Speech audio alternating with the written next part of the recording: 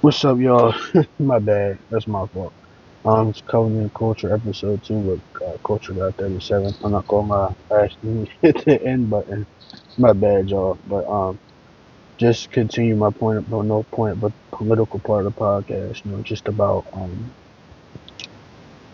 just the just the horrifying tragedies and events that happen. Just people that's just it's crazy. Like they are literally the casualty of the war, innocent people. You're just trying to, make your kids in a suit, go to work, catch the bus, go pray in the synagogue, go pray in the church. You getting married, or you're just on the phone. It's just like your country just gets bombed and wiped out. It's just like it's really messed up. Um, yeah, man, it's truly truly sad. Um, obviously, you don't have to have no big political or religious based platform, to care or like a big digital platform. 'Cause I'm not gonna lie, I could definitely understand like definitely from celebrity where it's like they don't really give a hoot or holler or care about something until it affects them. People from the community, then they pick up a phone, pick up a screen, and then they try to comment or on it or talk about it, and it's definitely very disingenuous. Now at the same time, you may not have done that yet, like that podcasting space or the digital media space, right? But that doesn't change your intention or your call to action, where you're calling this from your heart from God, right? That may not have changed. Um, let's see, yo, I'm not gonna lie, it's part of politics. Um, I really do wish I worked for the federal government sometimes. So I can get off on December 24th, December 26th. I just was thinking about that because I seen a bunch of Christmas trees and stuff. Yeah, that would be cool. I'm not gonna lie, but I don't. But I just really would like to see more parachurch organizations, more Christian church organizations, um, just work with people from different communities um, in Israel. I definitely also have understood and continue to understand that um, it is definitely easier said than done to do cross-cultural ministry, international ministry. When you're spreading the Bible, you're trying to share people about Christ and God's work. Um, you can definitely be nerve-wracking at first, and it can be hard. Especially if the country is under global conflict or war. You're just trying to put the pieces together. Send whatever you can, or whatever money, food, water, Biden structures. Just try to help in whatever avenue you can. I just really think that was something with that religious peace conference. Um, it it really opened the door, for influencers and pastors, to donate money to the cause. Uh, I'm trying to just support Christians in Israel who are going through that tough time. Um, just even using the platforms that we can to meet together and talk about this and that. Um, Now, obviously, we are in agreement to meet in the sacred place so we can be protected and feel safe. Um, Something else that I think is cool that Prime Minister Israel is doing is just ultimately, creating different outlets for Jews and Christians to meet together. Obviously, what they say with the Christian, it's called the Christian Ambassadors Conference. That's what it's called. But just it just weirdly would seem natural, and I'm talking in the general context here. If we as a country or people group aspire to this belief system, there's definitely like a natural inclination to not try to create no type of safe space or structure, and we can have a dialogue, right? But contrary to that, Prime Minister Netanyahu did that in Israel, with his government. We're working with the American government, American pastors, different social influencers, um, to bridge that gap and create a space we could talk about, you know, political ramifications of the world, the different countries, what can we do to help each other out, you know, that type of thing. Um, you know, um, even though want to be in the podcasting space, obviously, this, talk about politics and sociology, pop culture from a Christian perspective. I won't lie, I really do like talking about relationship dynamics, and just what the Bible says about marriage. What Proverbs says about how women should be, and the Bible says about how men should be. With that being said, I'm going to transition over to the pop culture segment real quick. Um, Dang, it's it's so bad. Former head coach of Michigan, he got fired for Jerome Moore. His former head coach and former national championship winning head coach at Michigan University Wolverines. He was recently fired for having an uh having an affair with I'm gonna go on. I don't even know the right lady's name, but having a secret relationship and an affair with a coworker who was his assistant. Um, so obviously, looking at it from a Christian perspective, being a football fan, I'm a huge football fan. College football is hyper than the NFL, but obviously the NFL quality is better, because it's the NFL. But looking at it from a Christian perspective, two fleshes becoming one flesh. Um, there's a union between man and woman, woman and man, and God. So it's two fleshes becoming one.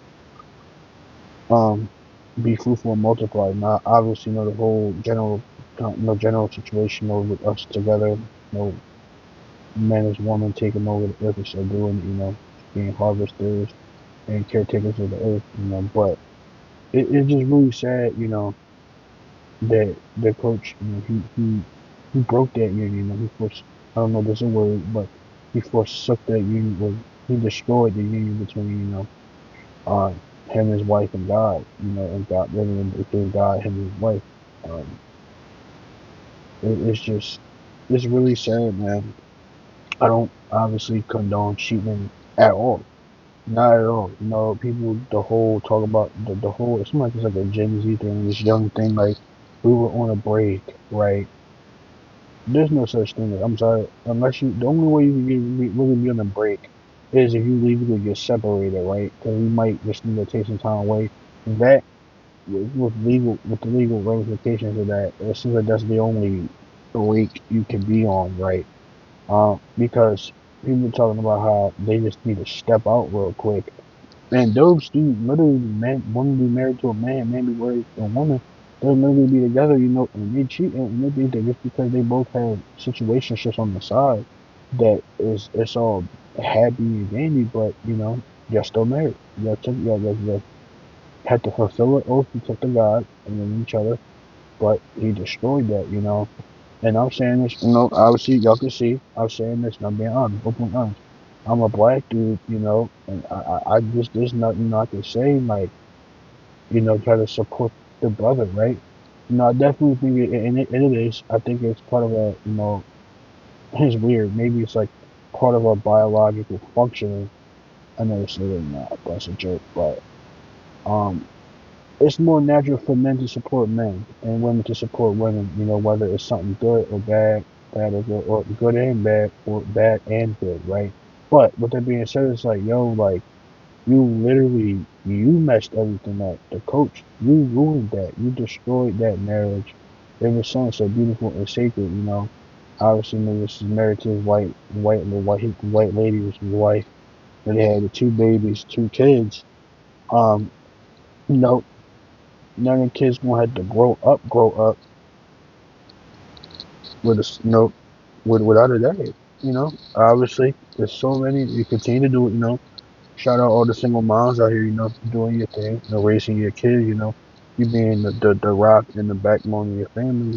You gotta work a lot of jobs. Doing what you gotta do to get your kids to Michigan or Ohio State, whatever, Temple. Do the work to get your kid there, right? But I just really strongly believe in the um the nuclear family dynamic. Especially this is little that's a little black ones. It's just so uncommon in the black community, our community, to see the nuclear family dynamic. But specifically, obviously, a marital dynamic, right? It's a genuine marriage. It's out of love. When you get married, do the whole thing. Have your kids, raise your kids up. Um, and you do the right thing. But you just brutalized that, you messed it up. And it's just like, obviously, I think it's not obviously, but I think it may be somewhat obvious. That his whole inflammatory reaction to the situation, it was one that was warranted out of guilt, and that she got caught slipping, right? She got caught with your pants down. That's a metaphor, but he literally got caught cheating. It's the way that I kind of understand it. When he got caught cheating, he had an argument with his wife about the situation.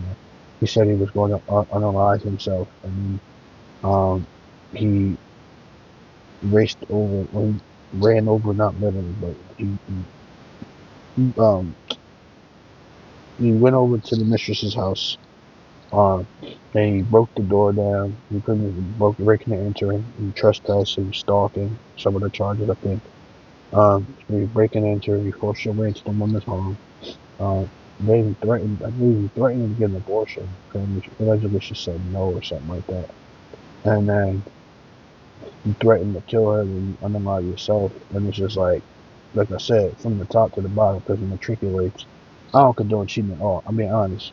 Like, even if somebody is beating you up in a relationship, you gotta divorce it. You gotta get out of it. You gotta do what you gotta do. You gotta get a restraining order, protective custody order against them, and then go through the divorce. Get that order for you and your kids. You do that thing, right?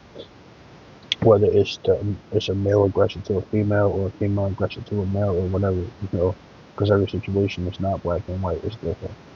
With that being said, like, that is just,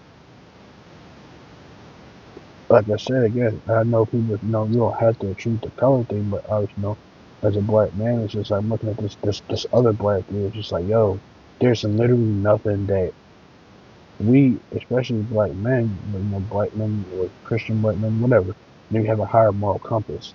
There's nothing that we can say to defend you. Like, you literally, and at the same time too, yes, people have called a question, should the assistant be fired?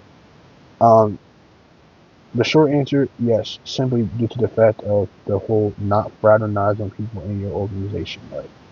But and that's not just me, speaking in ignorance. When you see literally all these different sports podcasts, right?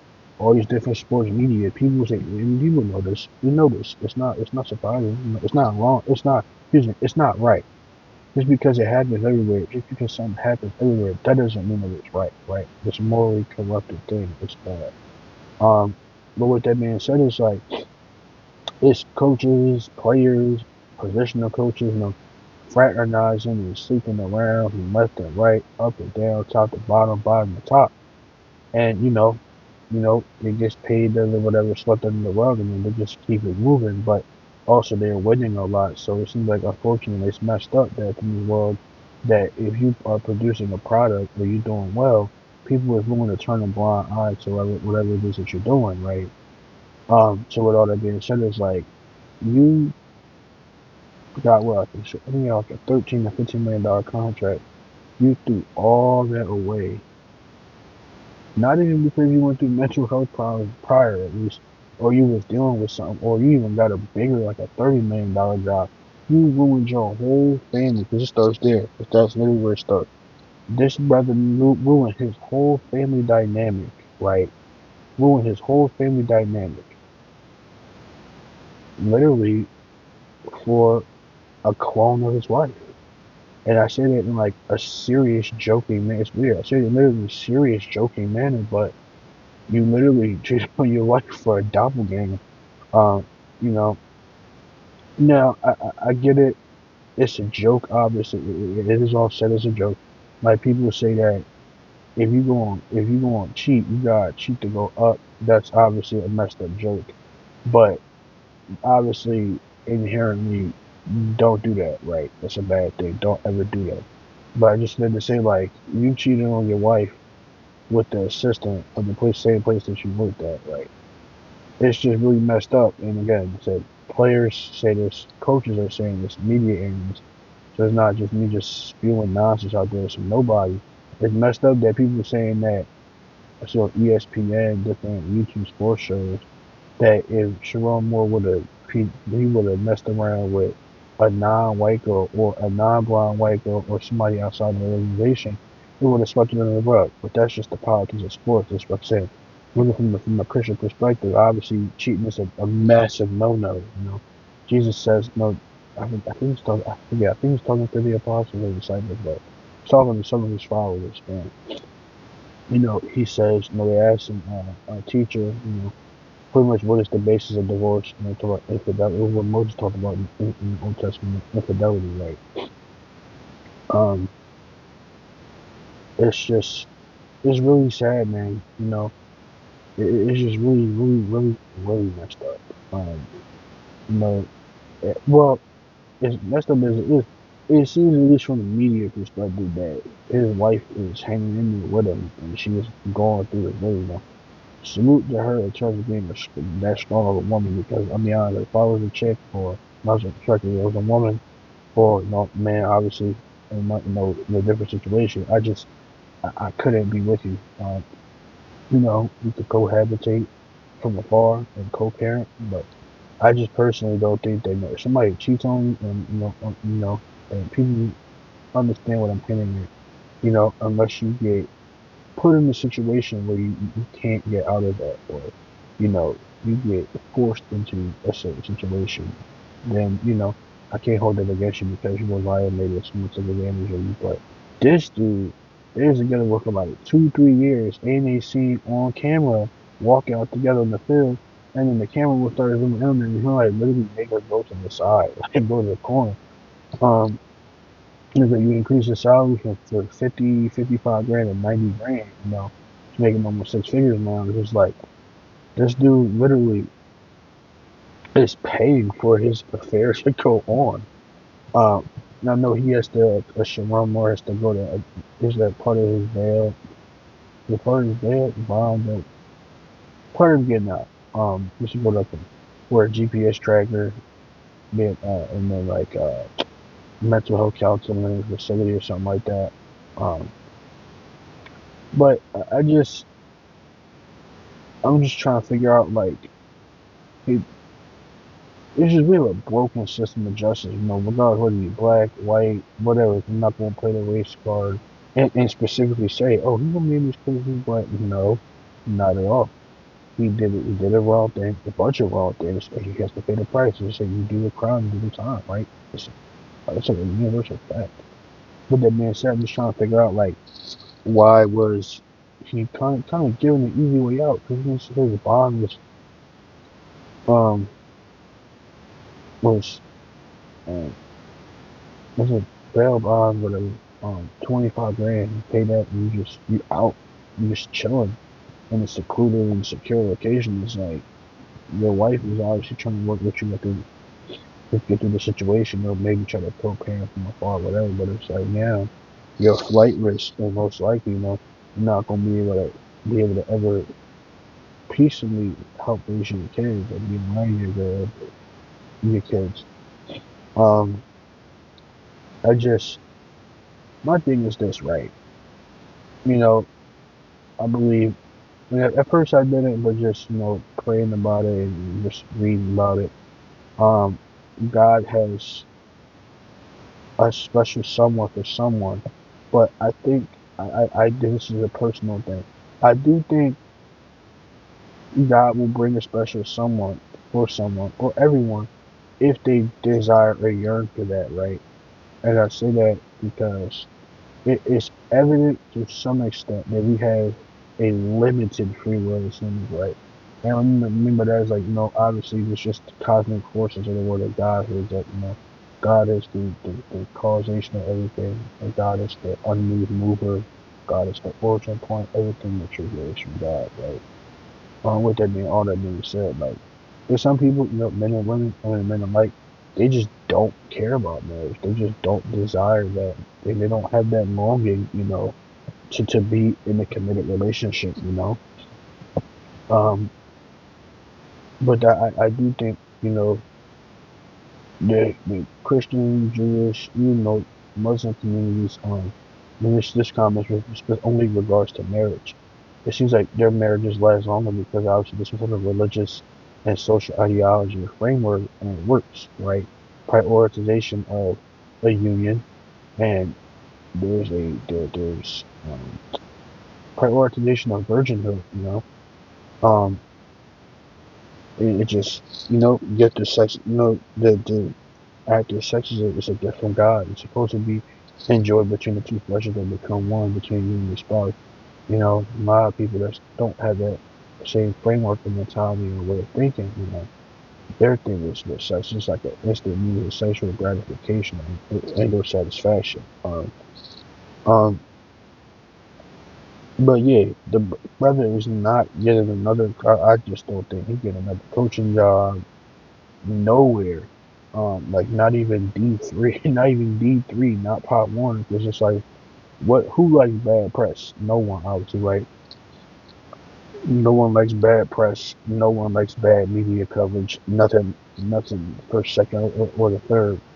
Uh, so he pretty much burnt his bridges with everywhere, right?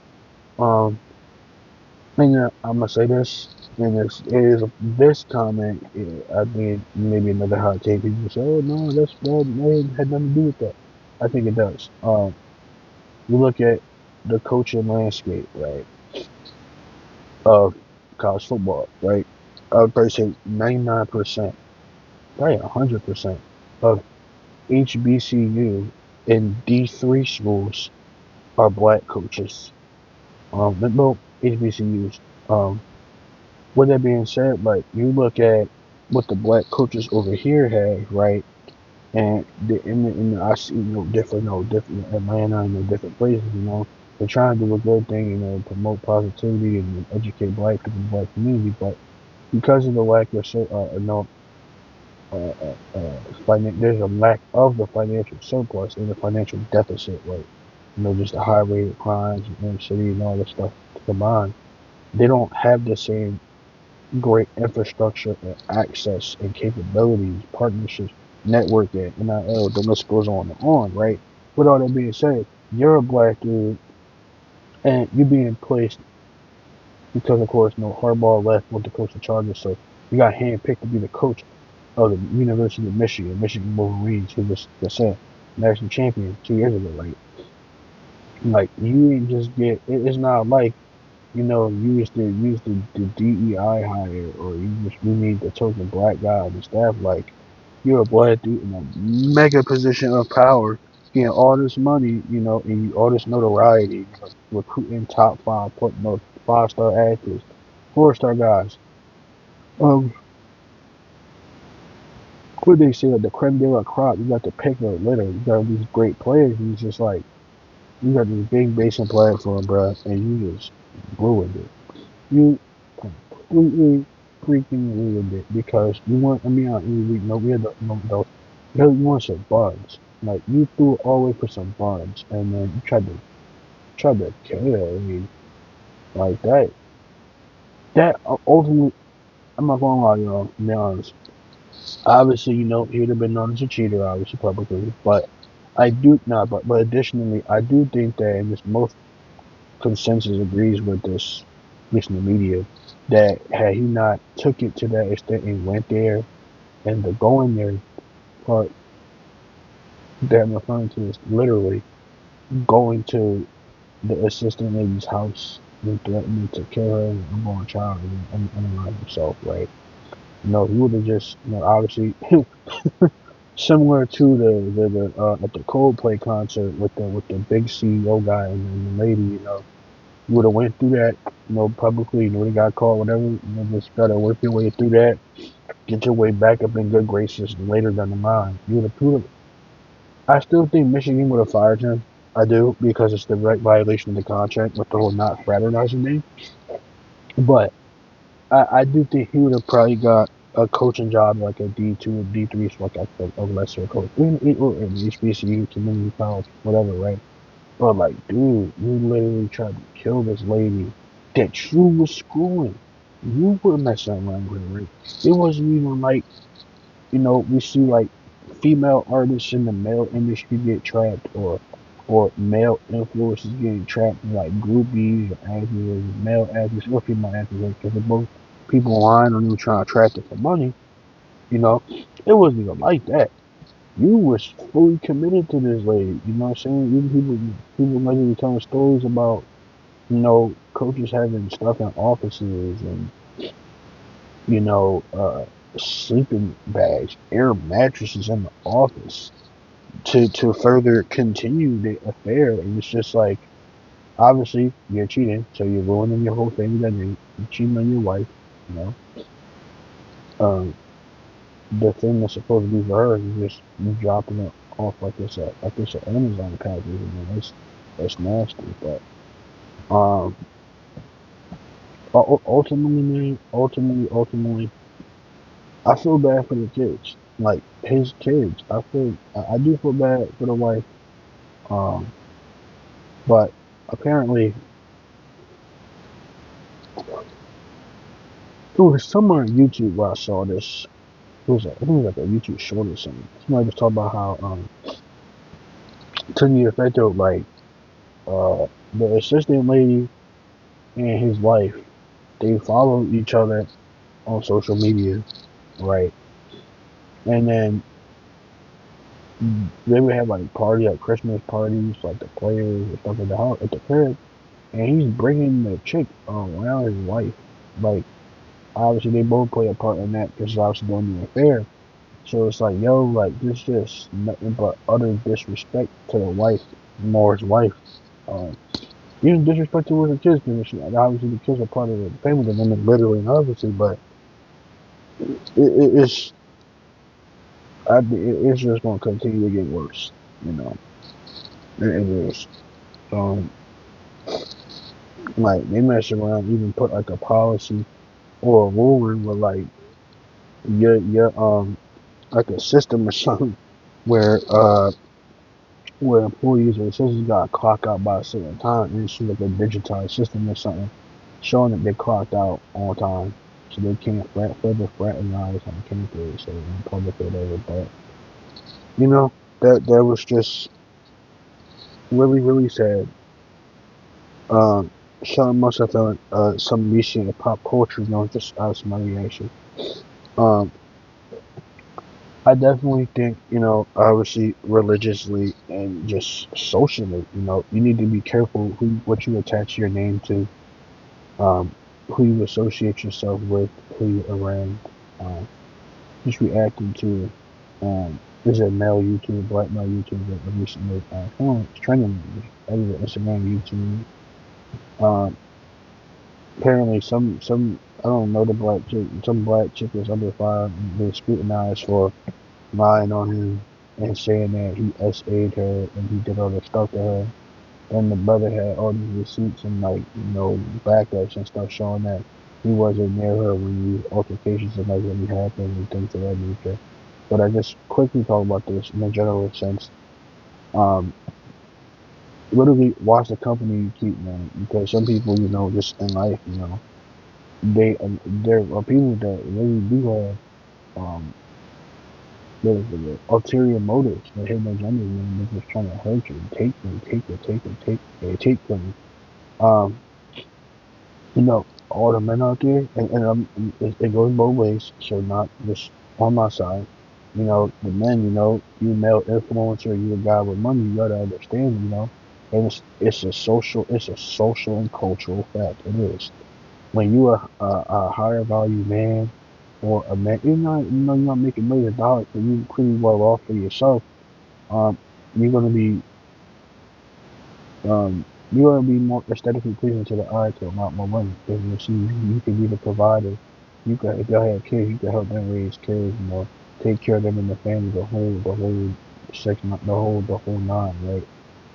Um, with that being said, it goes as well, shout out to the ladies, like the female influencers, singers, songwriters, rappers, streamers, etc. You gotta understand the same thing too. Be careful watch the company you keep, and I'm unfortunate I'm saying this as a dude, right? Because as a dude, I know how other dudes are. You know, a lot of guys, they get around female streamers and things like that, and people like that, very opportunistic. Just because you present yourself in a physically certain way or certain manner, that does not mean that you deserve to be violated or touched at all. That's evil, it's wicked, it's inhumane, and that's just really wrong. It's just degrading, it's degrading, right? Obviously. With that being said, ultimately, both parties, male, female, female, male, retrospectively, when you have a big base or a big platform, you need to be careful who you around, okay? Especially if you homies or girlfriends or friends with people, just because you friends and homies or girlfriends with them, that does not mean you need to automatically associate yourself with people who associate themselves with the people that you're with. So like, it sounds confusing. But no, if you're A and your A is the friend to B, just because B is the friend to you and you're A, you don't gotta be cool with C, D, E, F, G. That's not how it's to work. You know, people trying to network and getting on these inner circles on YouTube and media and stuff like that. People you be letting, your inner circle can't be that big. I was taught as a kid, your inner circle is at max 5, maybe even 10 people. But it's just unfortunate to see the brother was going through the YouTube stuff. It's like all because now, of course, he doesn't take accountability and responsibility because apparently he cheated. He cheated, and then the opportunity came up. He could have possibly got into a relationship with the said young lady, but that she tried to extort him for money and lied on him. You know, or it was like implied threats. But um, I just don't think. I guess and kind of similar to the football coach situation. It's like this whole situation came about because you cheated, right? Um, and then even with the whole cheating thing or being dismissive in a relationship, being toxic, being abusive, being complacent, not present, people in general, we need to start holding people accountable for their actions and what they do in relationships, right? We see, I guess, and I talked about episode 1, Covenant Culture.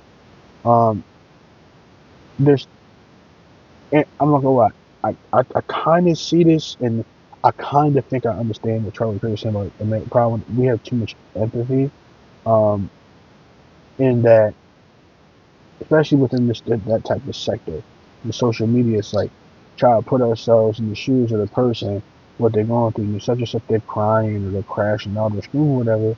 But it's like, where's the accountability at, right? You destroy your marital and family and social dynamic, and I'm supposed to feel bad for you and put myself in your shoes. Oh well, the guy did this or the girl was tripping. Shorty did this and that. It doesn't matter what each party. It doesn't matter what any person did as much, because now if they cheated and you stayed, then whatever happens with that, I'm sorry, I'm being honest. Whatever happens, it just happens. You gotta deal with it. But somebody wrongs you, cheats on you, and does something to you or your kids, like ruins your life, whatever. You gotta get out of the situation, man. You gotta get away from it, man. Stop blaming everybody else for your shortcomings and your failures. Stop blaming God for your failures. So it's crazy how people get so high and mighty on their low horse, their low rocking horse. Like they want to take money from like NIL stuff or business opportunities and networking, right? And it's going all great and wild, great and dandy. It's wonderful, and God gets no glory in that. Where's the glory at in the praise of God, right? God is with you, just like how he was with Joseph in Genesis 37-50. God is with you throughout your whole journey, your whole life. You just gotta be willing to work with Him and allow His plan unfold in your life.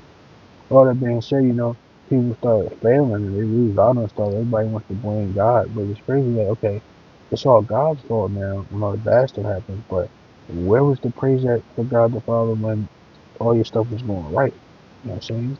There's no humility. It's not realistic, And people want to start praying and get on their knees when they go through some type of financial deficit. And I'll even humbly say, admit that to people listening.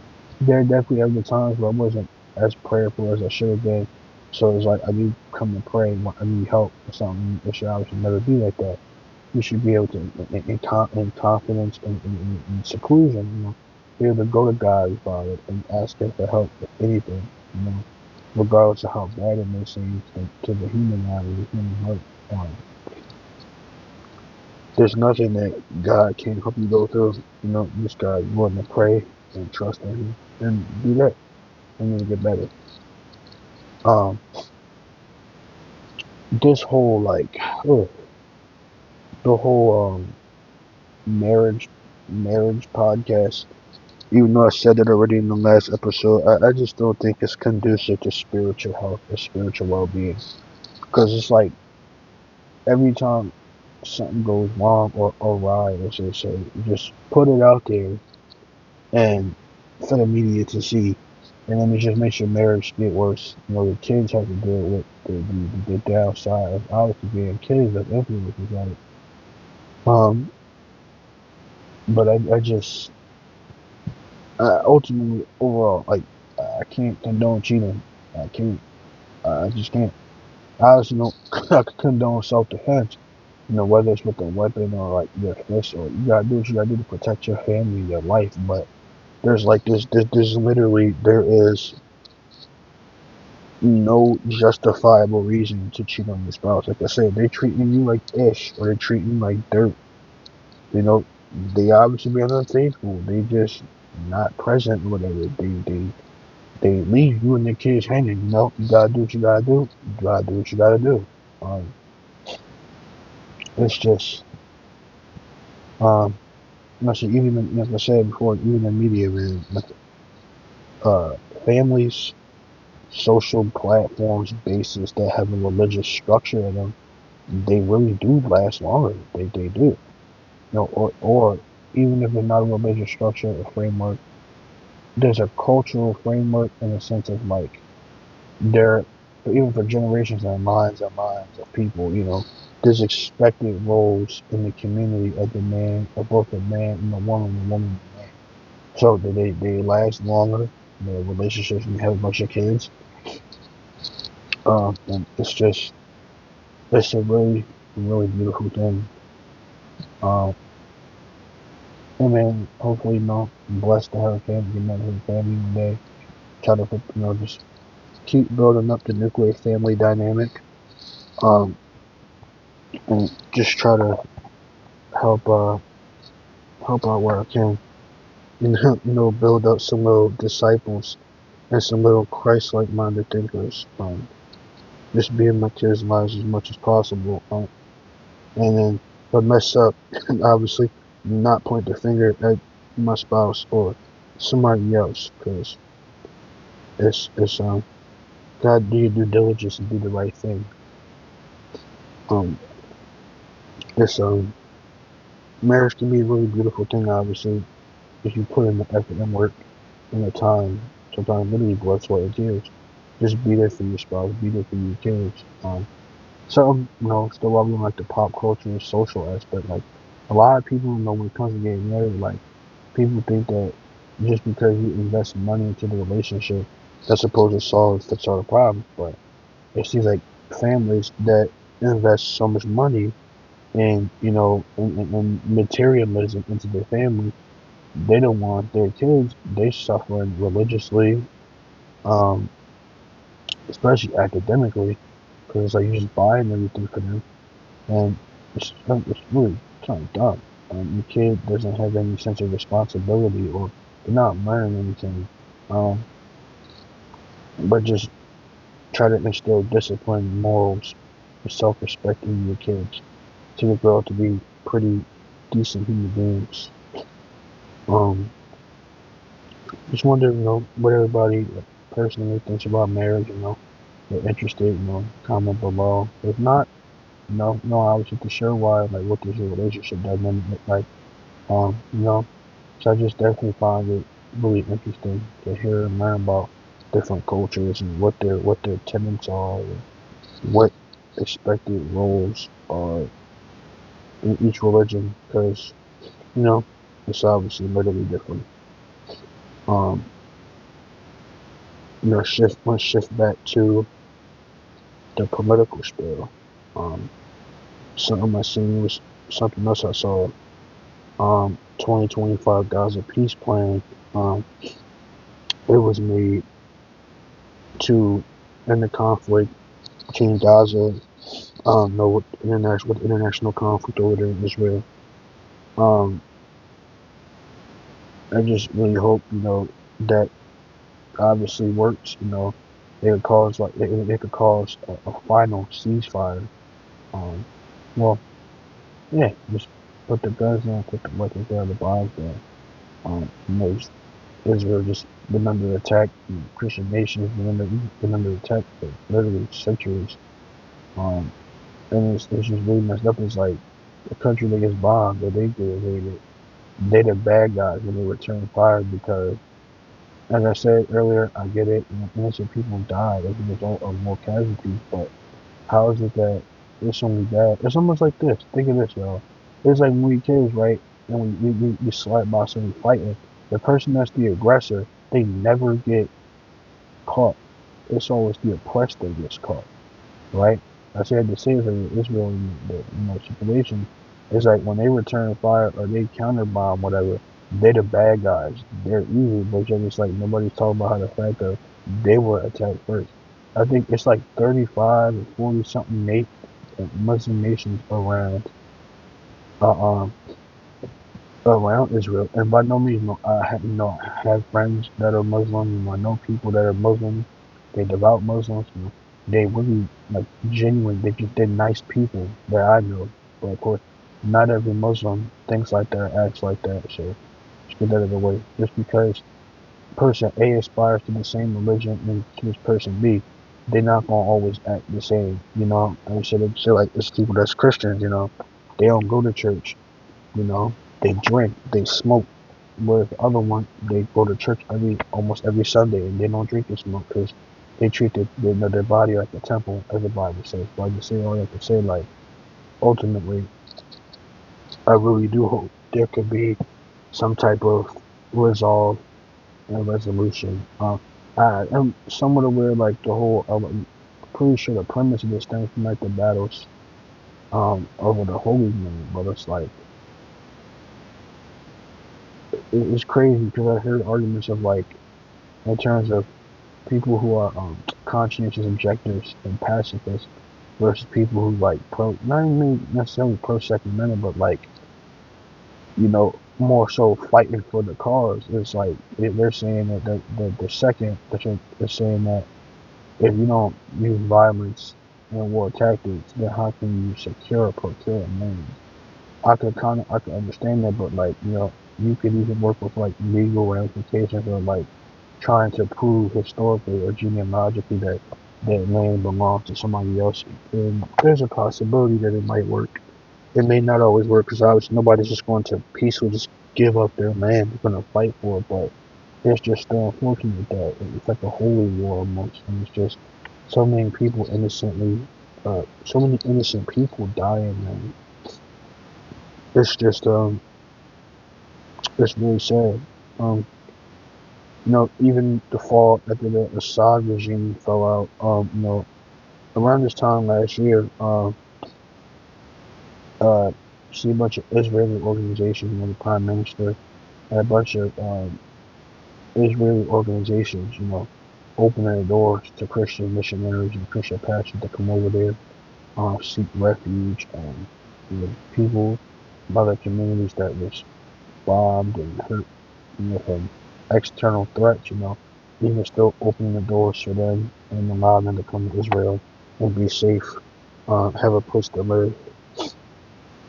Um, it was it was really good. It's a really beautiful thing, Um, something else that it seems like it's not really talked about a lot is how, despite the religious differences, right, between obviously Israel and the Judaism and Christianity, Prime Minister Netanyahu seems to consistently um, speak out against. the persecutions of Christians, whether it's in Israel with the Jewish people or other countries, but specifically, the Christians as persecuted in Iran, is like how strong of a character do you have to be a mediator and just even create a call to action people from your community and the other community to just raise support from people from a different community who were brutally murdered. Like I said, obviously it's like a natural human inclination to support your side, right? But shout out to him, just he's being a voice for my community, Christian community also as well. Obviously, like I said, there's a difference in political, religious framework, but you know, he's doing a voice. He's being a voice. Um, you just call out the terrible treatment of Christians. How they're being physically oppressed, they being murdered, they being massacred. This is how the Jews have been throughout history. Just see that there's definitely a similarity in the struggles of the two different groups. Um, and then harken back to the religious ambassadors conference. I'm pretty sure in my lifetime I've never seen anything prior to that. So that's like the first um, massive meeting of the clergymen or people from the church, people who are influencers. Because of course now obviously supposed to be, in most cases, separation of church and state. Um, you can either kind of look at it like there's like an alliance there of the church and the state with the influences and the pastors. Obviously, the pastors being the church, and then the influences being the state. More so to the degree of like that's more the regular people, the everyday working people, or just the influencers that have amassed great wealth and fame. Um, that was even. I don't think people really understand how pivotal that was in trying to create um, safe spaces, obviously, but create a dialogue and have it go on about what's needed to be done to protect these two communities. Because, as we seem like, unless, like I said previously, unless you have like a religious-based platform, or you do digital content, maybe it's like a church or something, most influencers don't really choose to engage in politics or religion like that because because they might lose sponsors or whatever. Just some of them, they're just not religious people. They're more spiritual people. But to see a bunch of influencers, trendsetters, as we used to call them, get involved with this and dive into this. Um, Now, obviously, and you gotta be transparent. Obviously, some of them may just be trying to do it for clout and view. But at the same time, there may be some of them who they are supporters of Israel and they just don't really know how to navigate through that or get into that space. So, just going through this conference, religious ambassadors conference, definitely way to show your support for the cause, stand up to anti-Semitism and anti-Jewish hate. Um, it's just even more weird. Like there's like a social stigma. It's kind of racist, I'm not gonna lie. People assume that just because you're a Jew, that you automatically have access to all this financial surplus, or that you're in the surplus that you could possibly not know about the struggles of really Jewish. But that's obviously not the case, right? Like I said last time, this is the other social stigma about the gay community, right? People think that just because you grow up so much by the book, um, that you possibly couldn't be prone to be subjugated to that or experience that. But see, that's it though, right? Sometimes people are raised so much by the book that they start to wonder, curiosities peak in or seep in of like, I wonder what my life would be like if I was like this or like that, right? And it's just so much, you know, anti-Jew Christians, and it's like anti-religious people hate. Um, and it's just like, man, they're going to the place below, or things are going to happen to them because they're not living the perfect life or the typical life. But like I said, perspective, right? It's my main thing in dialogue. You meet people where they're at. You talk to them about why are you acting like this? Why are you like this? What can we do, whether it's in the media or politics, bills, whatever? What can we do to bridge the gap and try to, help support the same nation, help support the cause, or help support an idea or whatever? Try to have some type of progression, just move forward with something, right? Um, yeah, I won't lie. I won't lie to y'all.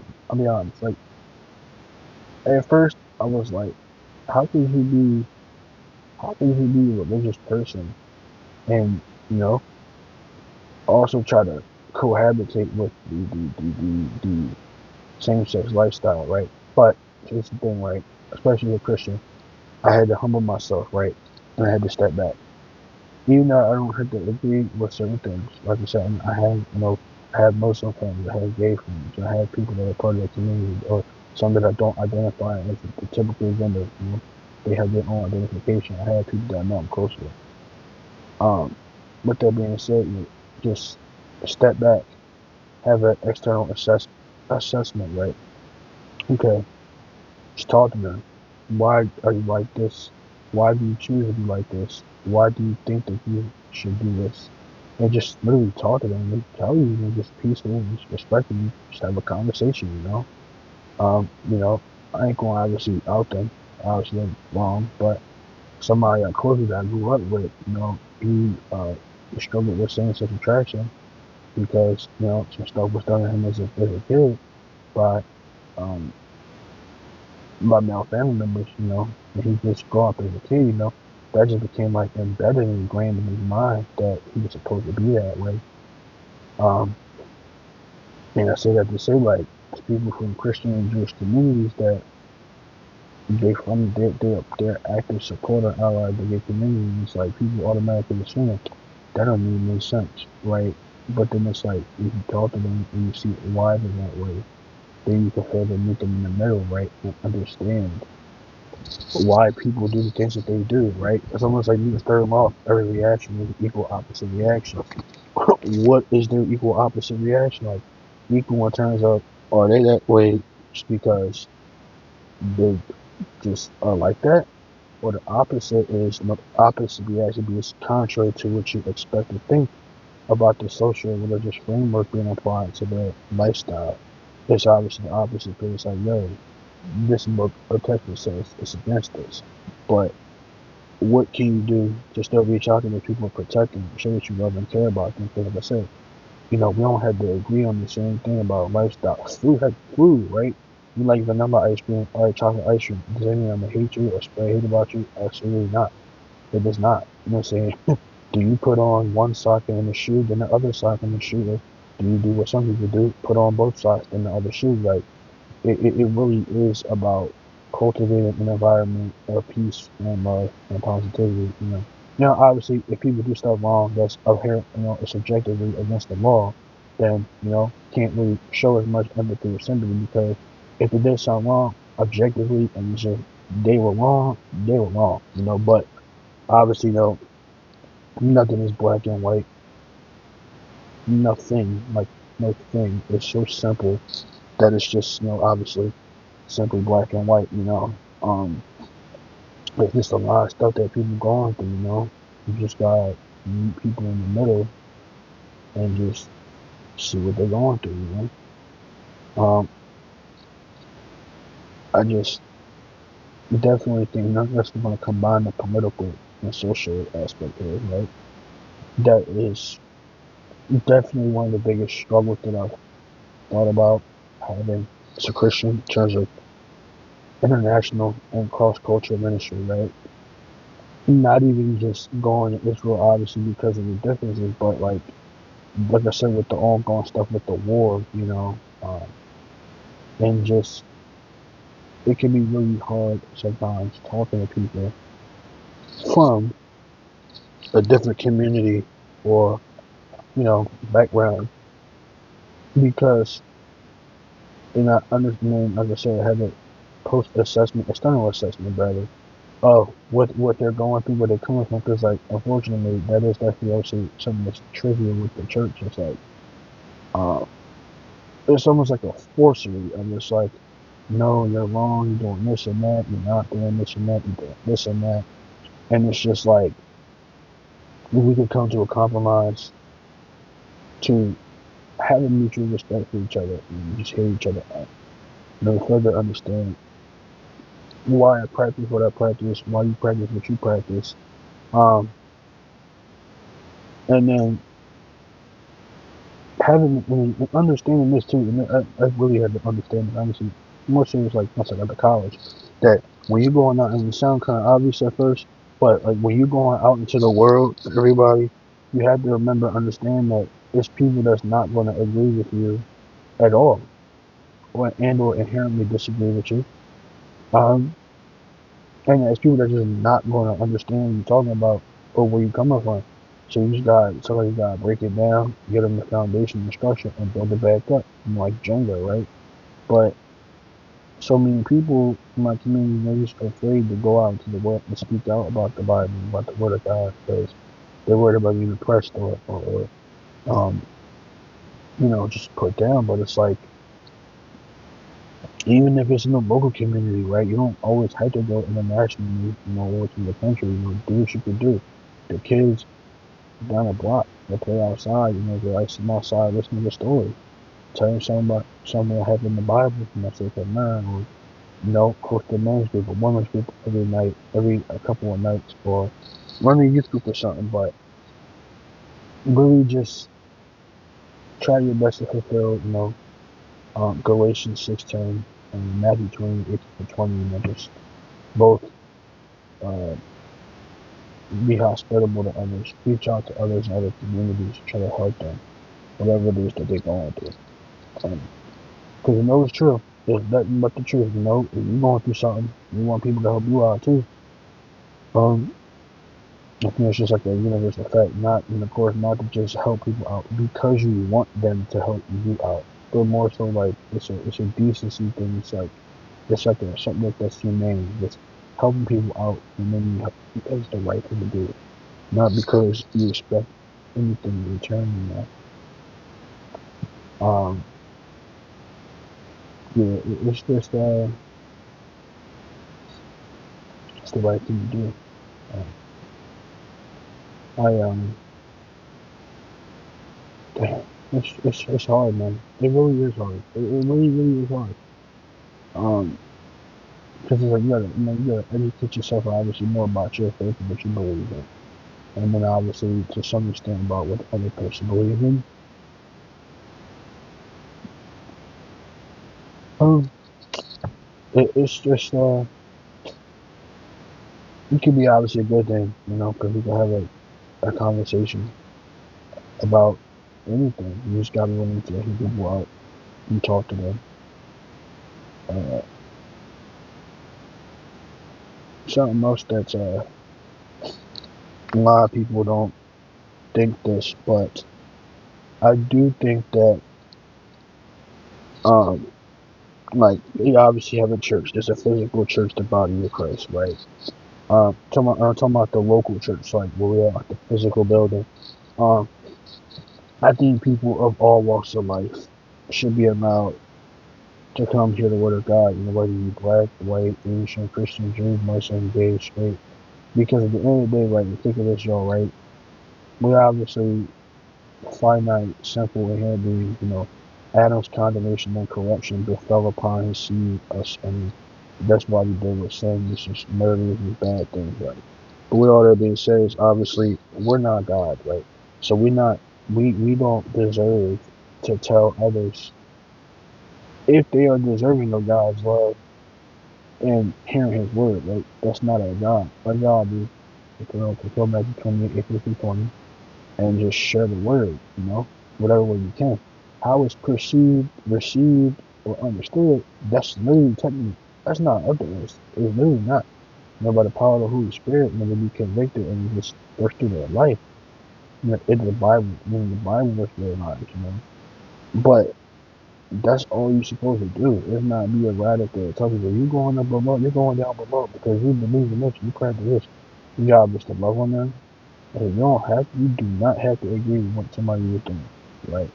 It's like a parent, right? It's like how God is the ultimate, God is our father, heavenly father, same as our earthly fathers, right? Like mom and dad and mom. There's people with that have some type of disciplinary and authority, right? You could technically despise what somebody's doing, right? Or not like what they're doing. But obviously, when Jesus says, if you have hate, there's a thing that's like, yeah, hate or malice in the heart, it can lead you down a pathway to hell. But you can, um, you can disagree with what people are doing, but you can still love them and treat them with decency and respect. You know, I think if people in other communities understood that, I'll be honest, I do think there's a meet in the middle on both sides. From a Christian perspective, the church perspective, you create a safe space for people of all walks of life to come and hear about the word of God. And you have like, a different, literally space. People from different communities, different practices, different lifestyles. You just talk about, your daily your upbringing, whatever framework or ideology you aspire to follow and or apply. Why? Uh, you know, and it's just a learning process for everybody. Um, and hmm, let's see, anything else that I'd like to comment on? Hmm, hmm. I think that's it, y'all. I want to thank everybody for listening to episode 2 of Covenant Culture. I'm here with your guy, Culture Guy 37. Just tune in. Try my best to upload on Saturdays and Sundays. I work a lot during the week, so just try to upload on Saturday and Sunday. Um, Thank y'all for listening. God be with everybody. So peace and love, and we out.